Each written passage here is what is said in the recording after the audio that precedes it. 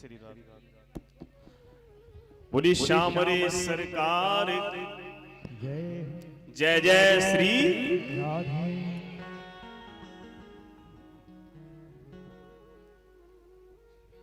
कल के प्रसंग में आपने श्रवण किया मेरे भक्त वृंदों, भगवान के अनंत भक्तों की कथाओं को श्रवण किया और आनंद लिया।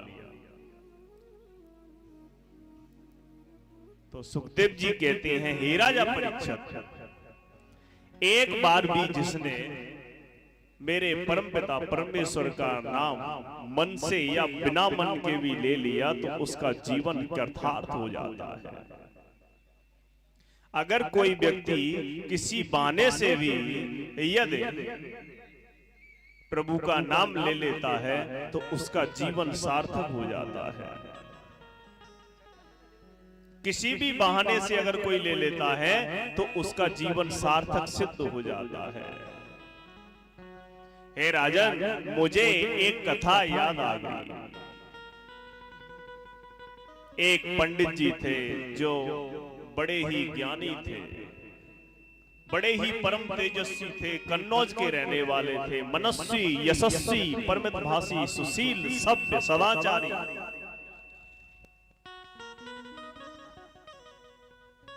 मन बिगड़ गया।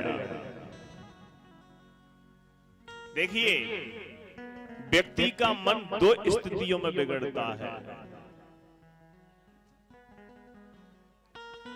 या तो आंख के माध्यम से मन बिगड़ता है या फिर कान के माध्यम से मन बिगड़ता है।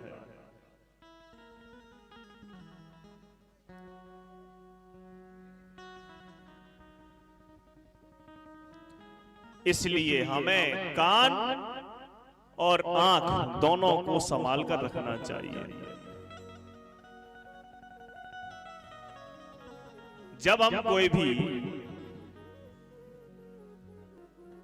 बुरा कुछ होते हुए देख लेते हैं तो हमारे अंदर बहुत ही जल्दी हमारा जो मन है वो सारे कृत्य करने के लिए दौड़ लगा देता है। ऐसे ही अगर हम बुरी बातें सुन लेते हैं तो हमारे मन में भी ऐसी ही नहीं है। बड़े बूढ़ों की जिंदगी तो बहुत ही ज्यादा बस ऐसे ही है। अब बच्चे क्या, उनकी माताएं जो हैं वो भी 24 घंटे में से शायद आधा टाइम मोबाइल के साथ या टीवी के साथ व्यतीत करती है। उनके पास टाइम नहीं है, आई एम वेरी बिजी। लेकिन ध्यान रखना मेरे भक्त वृंदो, आज उन बच्चों के लिए, उन वृद्ध पुरुषों के लिए आपके पास समय नहीं है, लेकिन आने वाले समय में आपके पास भी, उनके पास भी आपके लिए टाइम नहीं होगा। जब बड़े हो जाएंगे बच्चे तो जिन बच्चों ने मोबाइल देखकर दूध पिया है, जिन बच्चों ने मोबाइल देखकर खाना खाया है, जिन बच्चों ने मोबाइल को देखकर और टीवी को देखकर रोना चुप किया है, अब आप उनसे ऐसी कौन सी उम्मीद कर सकते हो कि हमारी बात मानेंगे? भैया वो तो फिर कंप्यूटर और मोबाइल की बात मानेंगे। आज के समय में आपने देखा होगा कि जो माताओं का प्रेम है, जो बच्चों का प्रेम है, वो माताओं के और पिता के प्रति कम होता जा रहा है। उसका असल कारण यही है कि जो माँ अपने बच्चे को बचपन में प्रेम करती है, दूध पिलाती है, दूध पिलाना कोई साधारण बात नहीं है। अपने वक्षस्थल को चीरकर माँ जब बच्चे को दूध पिलाती है तो बच्चे के अंदर वो अंश गिरते हैं और वही बच्चा अपनी माता पिता की सेवा करता है। और जो अपने बच्चों को निप्पल का दूध पिलाते हैं, भैंस का दूध पिलाते हैं, तो वो बच्चे भैंसे जैसे बुद्धि कही हो जाते हैं, सोते रहते हैं पूरे दिन। यानी जब तक माँ की ममता की छाया बच्चे के ऊपर नहीं पड़ेगी तब तक आपके प्रति उनका प्रेम जागरूक नहीं हो सकता है। आइए अपने प्रश्न पर चलते हैं। तो हमें अपने कान आंख दोनों जो मार्ग हैं उन्हें ठाकुर जी के चरणों में लगाकर रखना चाहिए। अभी जैसे कहा भी था कि चरणों में कैसे ध्यान लगाऊं, तो किसी न किसी संत के माध्यम से, ब्राह्मण के माध्यम से, या किसी संत कोई भी हो सकता है।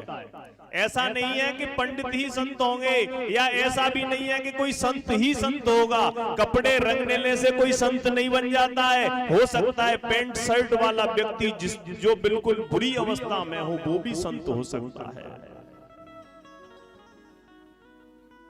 इसलिए ध्यान रखें, कभी भी किसी का अपमान नहीं करना चाहिए। ये हमें भागवत कथा सिखाती है, कृष्ण की लीलाएं सिखाती हैं, क्योंकि कल जो है 5वां दिन है, कल कृष्ण की लीलाओं में ये सब सिखाया जाएगा मेरे भक्तवृंदो। देखिए, ब्राह्मण के वैसे 6 कर्म होते हैं, अध्ययनम, अध्यापनम, यजनम, याजनम तथा दानम प्रतिग्रहश्चैव ब्रह्मणानाम कलायत।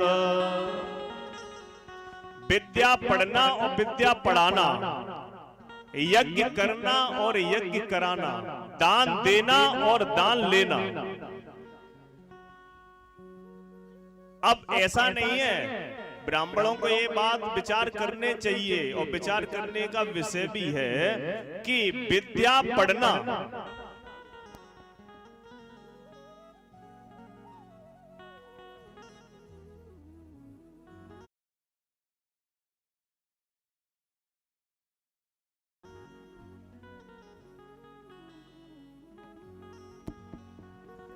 श्री राधे।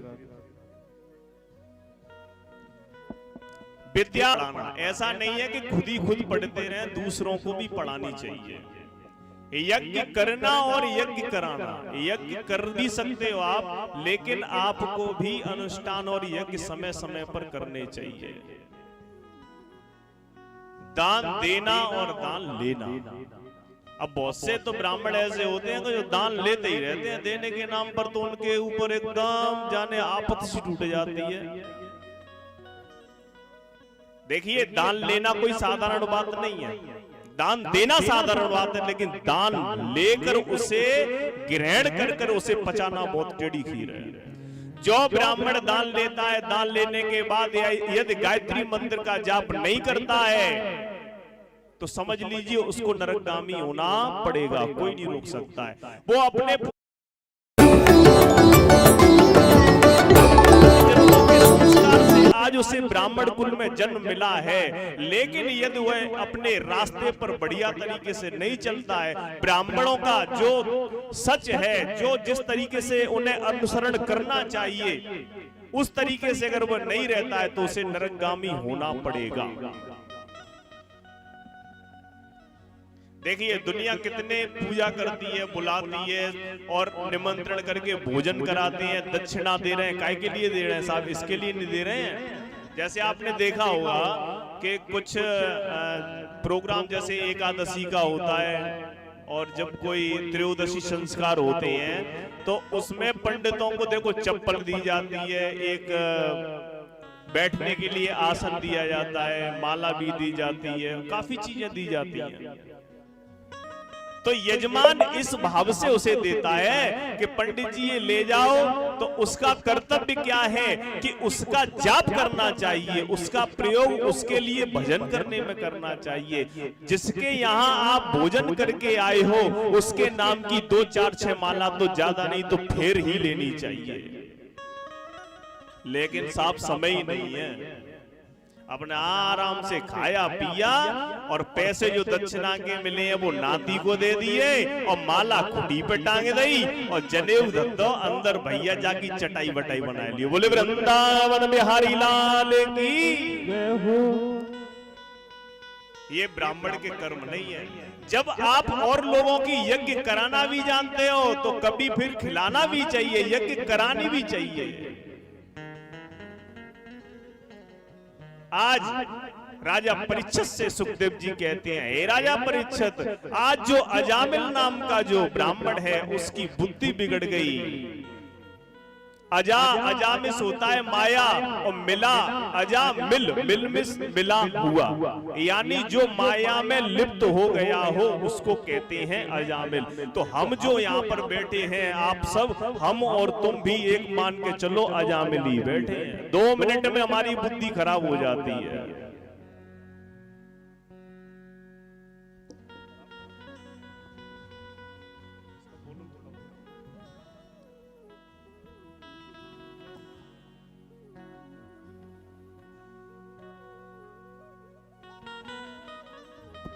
श्री राधे।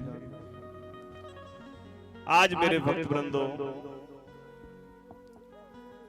अजामिल पूजा पाठ करके लौट कर आ रहा था तो क्या देखा, एक आचरणहीन व्यक्ति के साथ एक वेश्या को संसर्ग करते हुए देख लिया।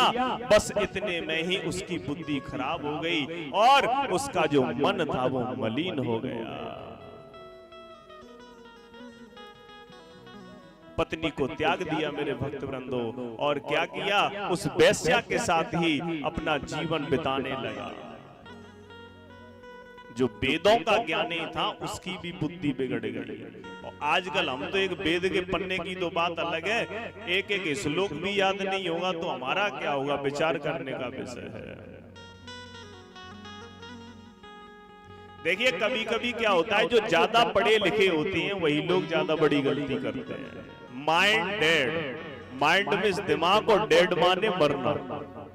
जिसका दिमाग मर गया हो उसको बोलो माइंड डेड। हाली तो गलती करते नहीं है, और जब करने पे आ जाए तो बहुत बड़ी गलती करते हैं, जो कि आज अजामिल ने करी। आज इसकी प्रवृत्ति ऐसी होगी मेरे भक्त वृंदों कि बुरे बुरे कर्म करने लगा, लूटने लगा, घसूटने लगा, और इसका पूरा जो आचरण था वो बिगड़ गया। एक दिन कुछ संत आज अजामिल के घर पे आए मेरे भक्त वृंदों। उस समय अजामिल नहीं था। अजामिल को ना होने के कारण संत जन दरवाजे पर पहुंचे, और जो उसके साथ वेश्या रहती थी उससे जाकर अलग निरंजन किया, तो आज वेश्या बाहर निकल के आई। संत जनों ने कहा, बिटिया हमें कुछ भोजन कराइए, हम भोजन करने के लिए आए हैं। हम यहाँ से निकल के जा रहे थे तो किसी ने बताया कि अजामिल भक्त के यहाँ हमें बड़ा अच्छा भोजन मिलेगा। आज वह वेश्या रोने लगी मेरे भक्त वृंदो, और वेश्या ने हाथ जोड़कर कहा, बाबा मेरे इतने बुरे कर्म हैं कि मैं अपने हाथ से आपको भोजन नहीं करा सकती। यदि आप चाहो तो मैं आपको सूखा राशन दे देती हूँ, उससे आप अपना भोजन करके निवृत्त हो सकते हो।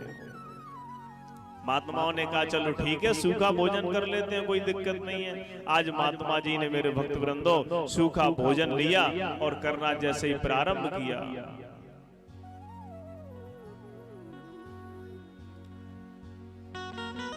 तो जैसे ही महात्मा जी ने पहला निवाला तोड़ा तो महात्मा जी के हृदय से एकदम आवाज आई और आंसू निकलना प्रारंभ हो गया। चेला ने पूछा, गुरुजी क्या बात हो गई? तो गुरुजी ने बड़े सुंदर ढंग से कहा, बोला बेटा जिस व्यक्ति का हम ये अन्न खा रहे हैं, क्या हमें अन्न खाने के बाद इस व्यक्ति की मुक्ति हो सकती है? अगर संत जिसके यहाँ भोजन कर जाए और उसके बाद ही वो व्यक्ति पापी बना रहा तो फिर हमारे तपस्या का प्रताप का क्या महत्व रह जाएगा। आज मेरे भक्त वृंदो महात्मा जी ने निवाला वहीं की वहीं छोड़ दिया और इतनी देर में ही अजामिल चले आए। हाथ में तलवार लगी हुई है, काला कपड़ा बंधा हुआ है, बड़े ही क्रोध भाव से दौड़े दौड़े चले आ रहे हैं मेरे भक्त वृंदो। जैसे ही महात्मा जी को देखा तो अजामिल की बुद्धि खिसक ली। ऐ महात्मा यहाँ पे क्या कर रहे हो? महात्मा जी बितारे सिटपटा गए, आछे फंस गए, आज भोजन के चक्कर में ये नहीं छोड़ेगा, मार देगा। लेकिन अजामिल किसी से नहीं डरता था, लेकिन अपनी पत्नी से बहुत डरता था। और आज भी ऐसा है, बहुत सारे ऐसे लोग होंगे जो अपनी पत्नी से जरूर डरते होंगे, कहीं डरे या नहीं डरे। पत्नी ने जैसे ही अजामिल की जोर से आवाज सुनी मेरे भक्तजनों, तुरंत आज उसकी जो वेश्या पत्नी थी वो निकल के आई। उसने कहा क्यों आवाज क्यों कर रहे हो? बोले कुछ नहीं, मैं ये पूछ रहा था इनसे। बोले अच्छा संत हैं, क्या बात है? मैंने भोजन करा दिया तो कौन सी आफत आ गई? तो चुप रह गए अजामिल। लेकिन मेरे जो महात्मा जी थे उनने कहा अरे अजामिल, मैं आप तुमसे बस एक ही प्रार्थना करता हूं। बोले क्या? तस्य प्रवयसः पुत्रादस तेषां तु यो अवम् वालो नारायणो नाम्ना पित्रोश्च दयितो व्रणा। कि जो तेरे पुत्र अगला पुत्र हो उसका नाम नारायण रख देना। देखिए बड़े ही हमें भागवत कथा श्रवण करना, अगर जो लोग ऐसे ही सुनने के लिए आती हैं माता बहनें जो भी हैं कि बस वैसे ही सुनने के लिए आए, टाइम पास हो जाए कैसे भी करके चलो चलते हैं कथा सुनाते, तो उनका यहाँ आना या बैठना सब व्यर्थ है। लेकिन कुछ सीख के जाएं और गांठ बांध लें कि ये काम हम नहीं करेंगे। अगर आपने अपने जीवन में 10 भागवत भी सुनी, एक साल में 10 भागवत सुनी, 10 में से एक सद्गुण प्राप्त करके आपने उसका दृढ़ संकल्प ले लिया, तो मैं इस बात की गारंटी देता हूं आपका जीवन परिवर्तित हो जाएगा। तो महात्माओं ने कहा कि अपने सबसे छोटे पुत्र का नाम नारायण रख लेना। आज मेरे भक्त वृंदो समय के अनुसार जो पुत्र हुआ उसका नाम नारायण रखा गया।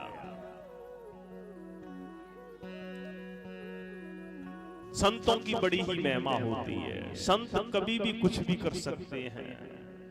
कहते भी हैं बड़े भाग तब जानिए जब मिलने आवे संत, संतन को मिलनो करे सब कष्टने को अंत। संत समागम हरि कथा तुलसी दुर्लभ दो, शुद्धदाराय और लक्ष्मी पापी के भी हो। तो भगवान की बहुत बड़ी कृपा होती है, तब संतों के माध्यम से हमारे जीवन में अनेक प्रकार के चमत्कार होते हैं मेरे भक्तवृंदो। आज छोटे से बच्चे का नाम नारायण। अब तो अजामिल की मेरे भक्तवृंदो ऐसी स्थिति हो गई, खाते पीते उठते बैठते। आपने देखा होगा जो छोटे बच्चे होते हैं उनसे माता पिताओं का प्रेम ज्यादा होता है। आज यही हुआ मेरे भक्तवृंदो। अंत समय आ गया, यमदूत पकड़ने के लिए आ गए, तो दूर जो छोटा पुत्र था वह खेल रहा था। दूरे क्रीडन का सप्तम पुत्रम नारायणयं प्लावतेन सरेणोच्चै राजुहावा कुलेन्द्रिय। दूरे क्रीडिया नाम, दूर एक जो बच्चा खेल रहा था नारायण नाम का, उस नारायण नाम के बच्चे को खेलते हुए आवाज देने लगा, अरे नारायण, अरे नारायण। जैसे ही नाम लिया मेरे भक्त वृंदो, तो यमराज जी के जो काले कलूटे पार्षद आए हुए थे उनके सामने चमकीले चमकीले पार्षद खड़े हो गए। बोले सामरे सरकार की हो। तो कहते हैं भाव से या बिना भाव के, या नाम से या बिना नाम के, कैसे भी ठाकुर जी का नाम आ जाए मुख पे, कि तुलसी बाबा रामचरितमानस में कहते हैं भाव कुभाव अनख आलस, भाव कुभाव अनख आलस हो, नाम जपत मंगल दिस दस, नाम जपत मंगल दिस दस, भाव कुभाव इसी भी प्रकार से मरते समय अगर गोविंद का नाम जिब्या पर आ जाता है, मरते समय जिब्या पर नाम हर किसी के नहीं आता है, ये भी ठाकुर जी की बहुत बड़ी कृपा होती है, तब आता है। जन्म जन्म मुनि यतन कराही, जन्म जन्म यतन कराही, अंत राम कहे आवत नाई, अंत राम कहे आवत नाई, अंत राम कहे आवत नाई। कई जन्मों के जब पुण्य उदय होते हैं तब ठाकुर जी के नाम मरते समय जिब्या पर आता है। अब तो चमकीले चमकीले जो दूत आए थे वो यमदूतों के जो काले कलूटे दूत थे उनसे लड़ाई शुरू हो गई। यमराज जी के दूत बोल रहे हैं कि हमें न लेने के लिए आए, हम लेके जाएंगे। बोले बिल्कुल नहीं। बोले क्यों? इसने मरते समय नारायण का, हमारे प्रभु का नाम लिया है। अब दोनों में झगड़ा हो गया। तो जो विष्णु भगवान के दूत थे बैकुंठ से जो आए थे उन्होंने यमराज के दूतों की पिटाई कर दी। अब यमराज के दूत रोते रोते यमराज जी के पास यमलोक में पहुंचे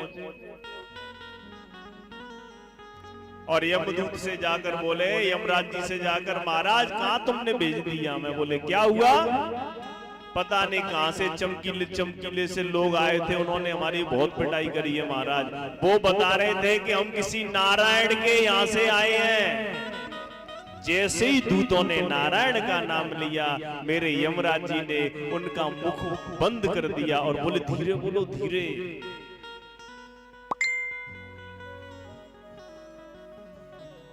यदि ये नाम नरक में तुमने जोर से ले लिया तो मेरी जो पूरी व्यवस्था है वो खराब हो जाएगी। जितने भी यहाँ पर नरक में लोग पड़े हुए हैं, अगर उनके कान में ये नाम चला गया तो वो अपने जीवन से मुक्त हो जाएंगे, अपना धंधा बंद हो जाएगा। तब यमराज जी कहते हैं, तुम हमसे पूछते थे ना कि आप तो सबके ऊपर हो, आप किसका ध्यान करते हो? तो हम 12 लोग हैं जो इन्हीं नारायण भगवान का ध्यान करते हैं। आज यमदूतों को आज बता रहे हैं मेरे भक्त वृंदो। शंभु नारद शंभु कुमार कपिलो मनुः, पहला दो जन को भीष्मो बलिर्व्यासो के वर्वयम्। ये 12 परम भागवत माने जाते हैं। इसीलिए वैष्णव लोग तिलक धारण करते समय 12 जो तिलक लगाते हैं वो 12 तिलक इन्हीं के नाम से लगाते हैं। यमराज के दूत बोले, महाराज ज्यादा मत बताओ, हमें ये बताओ सीधी सीधी बात, किसको उठाना है किसको नहीं उठाना है? तो यमराज जी बोले, जिसने सपने में भी सोते हुए अगर गोविंद के नाम को हृदय से याद कर लिया हो, मरते समय अगर उसकी जिब्या पर ये नाम आ जाए तो कभी भी उठाने की आवश्यकता नहीं है। क्योंकि राम नाम की जो महिमा है वो बड़ी ही विचित्र है। तो हमें इस कथा से ये शिक्षा भी मिलती है कि जो आजकल के मॉडल फैशन में जो माता बहनें और जो भाई बंधु हैं जो नाम रख रहे हैं, चिंटू पिंटू यानी क्या क्या पता नहीं, डेनिस वेनिस मालूम नहीं क्या क्या नाम रख रहे हैं, वो भगवान के नाम पर, शास्त्रों के नाम पर अपने बच्चों के नाम रखें। ऐसे अनर्गल नाम ना रखें जिससे ये भी आने वाले समय में मालूम नहीं पड़े कि ये हिंदू है भी या नहीं। देखिए हमारे बड़े बूढ़े कितने होशियार थे, आज तक जितने भी नाम मिलते हैं, और हमारे यजमान परिवार में देखो सबके नाम किसी का पता नहीं, राम नारायण राम, वो पता नहीं राम राम भाई पूरे नाम है। क्योंकि भगवान की महिमा बहुत ही विचित्र है। कहते भी है तुलसी बाबा रामचरितमानस में, कहूं कहां लगी नाम बढ़ाए, राम न सकहे राम गुण गाए, राम न सकहे राम गुण गाए, राम न सकहे राम